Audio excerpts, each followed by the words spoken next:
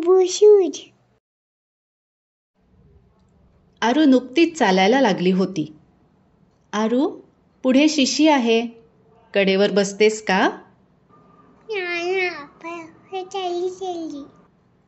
आपण तुझ्यासाठी नवीन बूट आणूया, म्हणजे तुला छान चाली चाली करता येईल.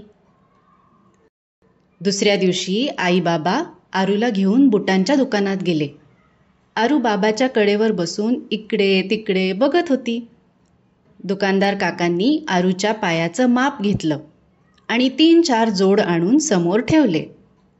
आईनी त्यातला एक निवडला आणि दुकानदार काकांना पैसे दिले. संध्याकाळी, आरू चल, आपण चाली चाली करायला जाऊ, नवीन बूट घालायचे ना? हे ऐकून आरू हातातलं खेळणं टाकून दुडू दुडू चालत आली. समोर छोटेसे निळे निळे पांढा शूज होते. आरूचे डोळेच चमकले. बाबाने आरूला खुर्चीवर बसवलं आणि बुटांचे वेलक्रो उघडले. तसा वेलक्रोचा मोठा आवाज झाला. तो आवाज आरूने पहिल्यांदाच ऐकला होता. ती दचकली. तिने जोरात भोकाड पसरलं. बुटांना घाबरून हात पाय झाडायला सुरुवात केली. बाबाने कसे बसे आरूच्या पायात बूट घातले आणि तिला उभं केलं.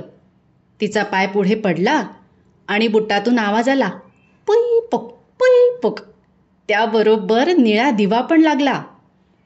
आरूला इतकी मज्जा वाटली, मगाचचं रडणं ती एकदम विसरून गेली.